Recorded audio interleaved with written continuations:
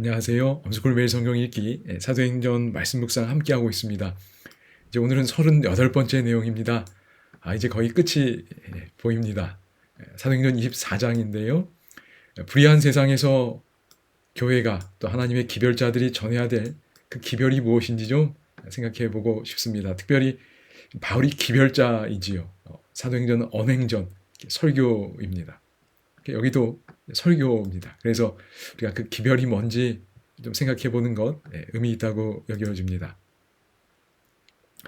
사실 바울은 무죄였습니다. 로마 관리들도 이걸 잘 알았어요.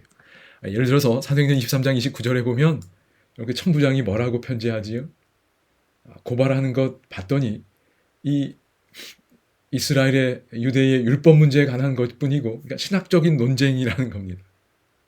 죽이거나 결박할 사유가 없음을 발견했다고 말합니다. 그런데 어쩔 수 없이 이제 보낸다는 거지.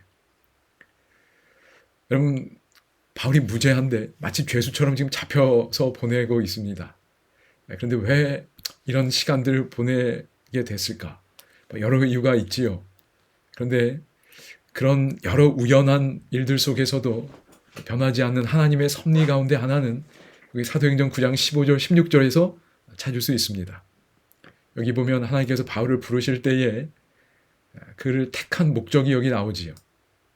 내 이름을 이방인과 임금들과 이스라엘 자손에게 전하기 위한 택한 그릇이라고 말합니다.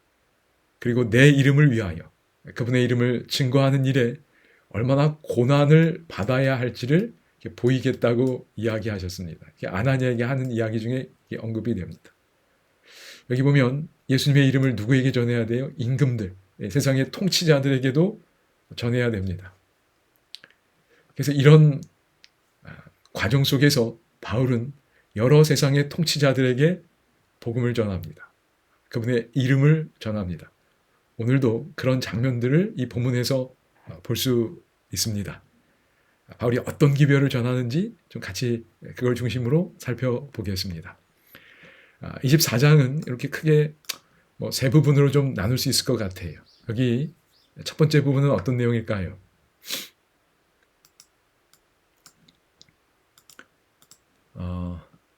여기 보면 예루살렘에서 가이사랴로 내려오지요. 그래서 여기 특별히 누굴 데려오냐면 더둘로라는 한 변호사, 탄원자, 수사 구사를 잘하는 그 한 변호사를 데려옵니다. 그래서 여기는 더둘로의 고발 변론 이런 정도로 정리해 볼 수 있겠고요. 그리고 10절에서 21절은 이제 바울이 자기를 변호합니다. 바울의 자기 변호. 그리고 마지막 22절에서 27절은 양측의 이야기를 다 들었잖아요. 그래서 이제 벨릭스가 처분을 내립니다. 그래서 이렇게 크게 세 가지. 더둘로의 고발 변론, 바울의 자기 변호, 그리고 벨릭스가 처분을 내립니다. 기본적인 내용들은 여러분이 보셨으라 생각하고 이제 넘어가겠습니다. 여러분, 사도행전 24장 1절에 따르면 바울을 고발하기 위하여 가이사랴까지 온 사람들이 등장합니다. 닷새 후에 시작되면서 첫 번째 대제사장 아나니아, 그리고 어떤 장로들입니다. 근데 거기에 특별히 누가 같이 왔냐면 더둘로라는 사람이 함께 왔습니다. 대제사장, 장로들, 특별히 대제사장이 함께 온 건 이들에게 이 바울의 이 문제가 얼마나 중요한 문제인지를 이렇게 보여주는 거지. 그래서 직접 왔다는 겁니다. 우리는 이 사람의 유죄 판결을 원한다는 겁니다. 그래서 그런 압력을 넣기 위해 직접 왔을 거예요. 특별히 더둘로라는 사람이 왔습니다. 여기 성경에 보면 한 변호사 더둘로라고 되어 있습니다. 이 더둘로는 로마법에 정통한 사람이었고 웅변가였습니다. 그는 로마의 어떤 법적 절차에 정통한 유대인이었거나 아니면 유대인의 전승에 익숙한 로마인이었으리라 생각이 됩니다. 어쨌든 로마법에 정통한 사람이었고 변호사, 탄원자였습니다. 자, 세 번째 질문으로 갑니다. 사도행전 24장 5절 6절에 따르면 이 더둘로라는 사람이 전문 변호사지 바울의 범죄 혐의가 나옵니다. 뭐 같은 맥락이기도 하지만 좀 나눠보면 네 가지가 나옵니다. 그게 각각 무엇인지 정리해 보면 좋겠는데요. 먼저 크게 보면 두 가지입니다. 크게 보면 두 가지인데 하나는 이제 법정이잖아요. 그러니까 법을 어겼다는 거잖아요. 근데 첫 번째는 로마법을 어겼다고 고소합니다.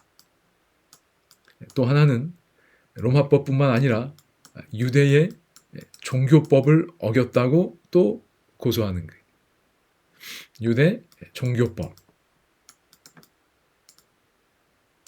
로마법을 어겼다는 건 무슨 뜻이지요? 맞습니다. 이게 정치 사회적 문제라는 거예요. 로마의 법과 질서를 위협하는 존재라는 겁니다. 그래야 중형을 선고할 수 있겠지. 또 하나는 유대 종교법을 어겼다는 거예요. 그래서 유대인들이 이렇게까지 한다는 거지. 이제 범죄 혐의 여기 본문에서 좀 보겠습니다. 5절 보시기 바랍니다. 뭐라고 얘기하지요? 우리가 보니 이 사람은 첫 번째 뭐라고 그러지요? 전염병 같은 자라 그랬어요. 얼마나 영향력이 센지 그리고 그 영향력이 얼마나 나쁜지 전염병 같다고 이야기합니다.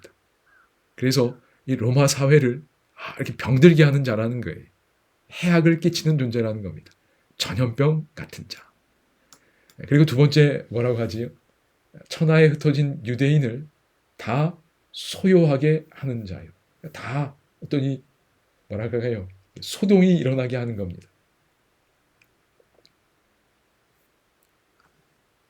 어떤 반란을 일으키고 분열을 일으키는 존재라는 겁니다. 그래서 무질서, 혼란을 가져오는 행동을 의미하는 거지. 그렇게 이상 가만두면 안 된다는 거예요. 이런 게 로마법과 관련해서 지금 고소하는 겁니다. 그 다음에 세 번째 혐의인데요. 이 유대 종교법과 좀 관련이 있다고 보여집니다. 여기 뭐라 그러냐면 나사렛 이단의 우두머리라 그랬어요. 이단이라는 겁니다.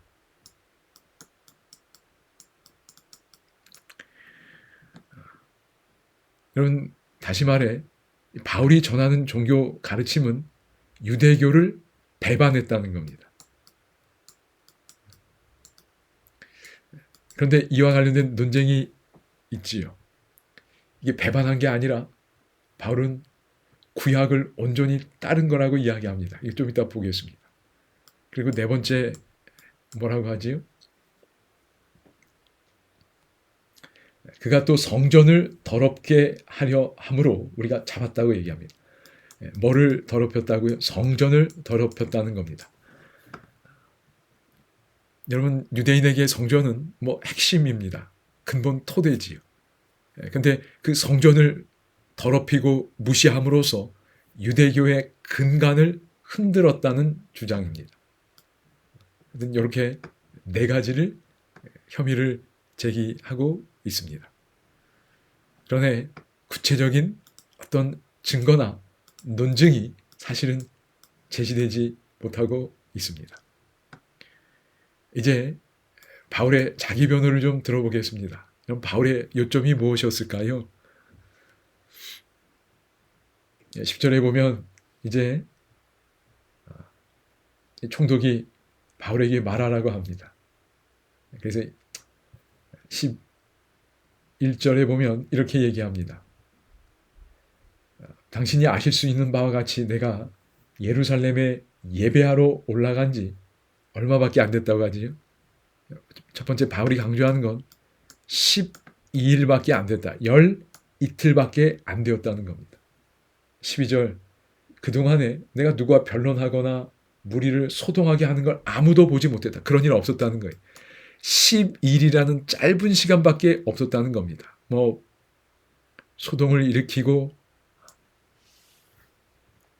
어떤 반역을 꾀할 만한 충분한 시간이 아니었다는 거예요. 그리고 그렇게 하는 걸 본 사람도 없었다는 겁니다. 뭐 전염병처럼 퍼뜨릴 만한 시간도 없었다는 거예요. 그러니 할 시간적 여유도 실제 행한 것도 없었다는 겁니다. 그래서 13절에 고발하는 모든 일에 대하여 그들이 당신 앞에 내세울 것이 아무것도 없어요. 이렇게 시간도 짧았고 실제 아무 일도 없었다. 그래서 뭐 제출할 수 있는 게 아무것도 없다는 겁니다. 그 다음에 14절 이렇게 이야기합니다. 그러나 이것을 당신께 고백하리이다. 나는 그들이 이단이라 하는 도를 따라. 이단이라고 얘기했잖아요. 유대교를 배반했다는 겁니다. 그런데 그 다음 뭐라고 하는지 보시기 바랍니다. 14절. 조상의 하나님을 섬기고 율법과 선지자들의 글에 기록된 것을 다 믿으며 그들이 기다리는 바 하나님을 향한 소망을 나도 가졌으니 곧 의인과 악인의 부활이 있으리라 함이니라. 그럼 바울이 무슨 얘기하는 거지요? 저들이 이단이라고 지금 말하는데 사실은 그렇지 않다는 겁니다. 바울이 뭐라고 그런 거지요? 새로운 뉴가 아니라는 거예요. 지금 자기가 믿는 것. 그래서 뭐라고 그러는 거지요? 조상의 하나님을 섬기고 구약 성경 율법과 선지자의 글에 기록된 것 다 믿는 것. 이미 주어졌다는 그 유대교의 중심 기별과 일치한다는 겁니다. 그리고 그 핵심 소망이 뭐예요? 이 사두개인들이 믿지 않는 그 부활의 소망. 특별히 여기 의인만 부활하는 게 아니라 의인과 악인의 부활이 유대교의 핵심 기별이라는 거예요. 그게 하나님께 향한 소망이라는 겁니다. 새로운 게 아니라는 거예요. 이것이 바울의 자기 변호입니다. 그리고 그렇게 이제 꺼리낌 없이 살아왔고요. 그 다음에 17절부터 보면 무슨 내용이지요? 내가 예루살렘에 간 이유가 뭔가?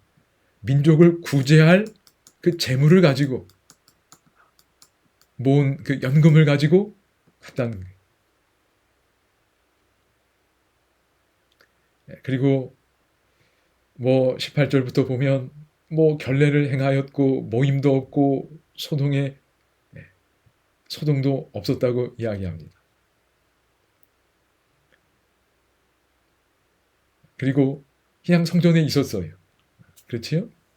그런데 아시아로부터 온 어떤 유대인들이 이런 소동을 일으켰고 만약 그들이 나를 반대할 것이 있으면 그들이 직접 와서 고발해야 한다고 이야기합니다. 아무 증거도 없다는 거예요. 그리고 20절에도 이야기합니다. 공회에 섰었지요. 그런데 옳지 않은 것 아무것도 발견 못했다는 거예요. 이미 앞선 재판에서 말이지. 그때도 21절에 뭐라 그래요? 내가 죽은 자의 부활에 대하여 신문을 받는다. 부활 얘기 다시 합니다. 근데 자기들끼리 또 또 다투고 변론이 있고 재판도 안 됐어. 이런 이야기 속에서 바울은 자신이 로마법에 대해서든 유대 종교법에 대해서든 제기된 혐의에 대하여 무죄함을 이야기했습니다. 여러분 베스도가 어떻게 반응했지요? 22절, 23절 보면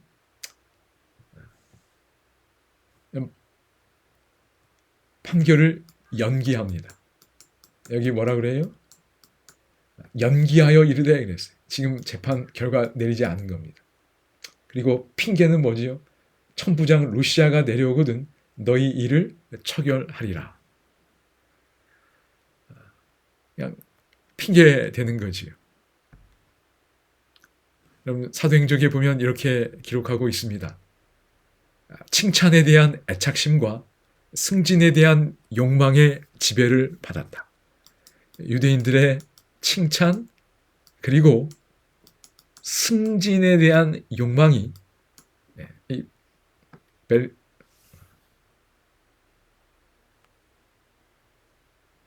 벨릭스를 지배했습니다. 여기 베스도라고 되어 있는데 죄송합니다. 벨릭스입니다. 여기 질문이 잘못됐네요. 벨릭스를 지배한 겁니다. 칭찬, 인정받고 싶고 자리에 올라가고 싶은 마음 때문에 이런 연계된 판결을 내렸습니다.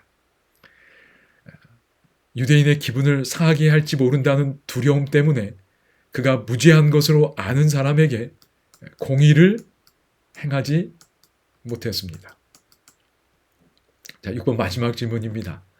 여러분, 이 벨릭스는 자신의 아내인 유대 여자 드루실라와 함께 바울을 불러서 예수 믿는 도에 대하여 들었습니다. 이때 바울이 전한 기별이 무엇이었나요? 그리고 그 기별의 특징은 어떤 것이었을까요? 여러분, 여기 보면 25절에 바울이 뭘 전했나요? 의와 절제, self control, 그리고 장차 오는 심판을 전했습니다. 특별히 심판의 기별은 이제 우리에게 유일한 희망 대신 구속주 되시는 그리스도를 함께 증거했다는 내용으로 이해하시면 좋겠습니다. 여러분, 이런 기별들 어떤가요? 의, 절제, 장차 올 심판. 여러분 어떤가요? 여러분에게 이런 기별이 주어지면 여러분 기분이 좀 좋아질까요? 그렇지 않을 겁니다. 그런데 지금 바울이 자신의 생명에 대한 어떤 권한을 가지고 있는 그 재판장 앞에서 담대하게 의와 절제와 심판을 전하는 겁니다. 아첨이나 칭찬하려고 하지 않았어요. 더욱이 여러분, 이 벨릭스는 과거의 삶 때문에 이런 기별을 듣고 그의 죄를 깨닫습니다. 죄를 깨달았어요. 그래서 하나님께서 바울을 통해서 담대하게 선지자적인 용기를 가지고 이 기별을 전하게 하셨고 그 죄를 깨닫게 해 주셨습니다. 여기 보면 여러분 25절에 뭐라 그러지요? 바울이 의와 절제와 장차 오는 심판을 강론하니 죄를 깨달았습니다. 하나님의 영이 역사하셨어요. 벨릭스가 두려워했다고 이야기합니다. 이때 여러분 그 빌립보의 간수처럼 말이지요. 하나님 앞에 자신을 드렸으면 좋았을 텐데 이 기회를 벨릭스는 놓칩니다. 거절합니다. 내가 틈이 있으면 너를 부르리라. 참 회개로 이끌었어야 되는데 그는 거기서 다른 선택을 내리게 됩니다. 여러분, 하나님께서는 오늘 우리에게 교회를 통하여 또 우리 각자를 통하여 세상의 사람들에게 전할 분명한 기별을 주셨다고 믿습니다. 우리가 언제 어떻게 이런 기회를 맞이하게 될지 모르는데 다시 한번 그 기별들을 저희가 이해하고 경험하고 분명히 준비하는 것 필요하리라 생각이 됩니다. 그리고 하나님께서 우리에게 그런 기별들을 먼저 주실 때 우리가 하나님이 깨닫게 해주신 바를 받아들이고 또 하나님 앞에 우리의 허물들을 고할 수 있으면 참 좋겠습니다. 오늘도 나누는 찬양도 들으시고 우리 주님을 더 깊이 사랑하고 또 고백하는 시간도 가지시면 좋겠습니다. 감사합니다.